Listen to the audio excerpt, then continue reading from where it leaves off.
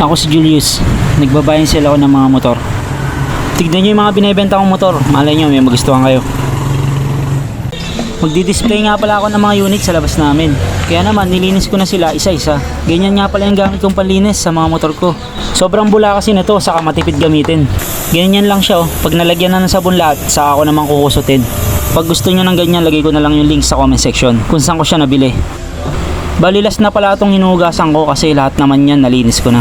After ko nga masabon ay in-sprayan ko na ng tubig. Kala ko nga hindi na ako makakapag-display sa labas kasi kakatapos lang umulan. Siya nga pala mga boss, bibigyan ko kayo ng tip pag bibili kayo ng second hand na motor. Usually sa online talaga tayo naghahanap ng motor, diba? Kahit ako rin naman madalas talaga sa online ako naghahanap. Pag nakakita ka ng motor sa online, isa sa pinaka-importanting dapat mong i-check bukod sa motor is yung katransaksyon mo o yung kausap mo. Mahalagang i-background check mo muna yung account niya kung legit bago mo puntahan. So kapag nakita mong dami account yung katransaksyon mo, pas ka na. Nanghihingi ng down payment. Sobrang mura ng motor na binebenta. Mura nga, peki naman yung papel. Ito yung mga ilan sa mga experience ko sa pagbabuy and sell ko. Sinishare ko sa inyo to para maiwasan nyo na. Sa panahon kasi ngayon marami ng scammer lalo sa online. Kasi hindi naman pinupulot yung perang pinambibili natin ng motor. Kaya isa sa mga advantage pag sa legit na buy and sell ka bibili ay original yung mga dokumento ng motor. Alam kasi namin kung paano tignan kung legit or fake yung mga papel ng motor. Isa pa kinukondisyon namin yung motor bago namin yan ibenta. Dahil hindi one-time transaction ang gusto namin. Dahil kaming legit na buy and sell ay may iniingatang pangalan.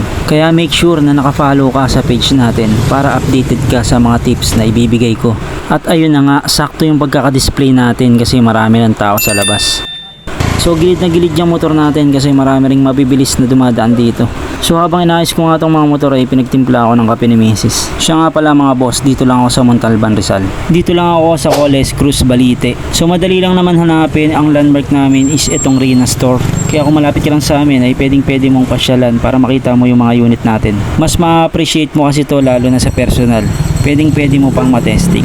So as of now meron tayong available na 4 na unit. Lahat po yan quality mga boss. Guys, lalagay ko na lang sa comment section yung detalye ng bawat isa. So kung napanood mo yung video na to, paki-comment mo naman kung taga saan ka. At kung meron kang katanungan about sa second hand na motor, i-comment mo lang ang tanong mo at agad naman natin yan sasagutin. At kung may kakilala ka na nagbabalak bumili ng second hand na motor, itag mo lang siya dito sa video natin para magkaroon siya ng idea bago siya bumili ng second hand na motor.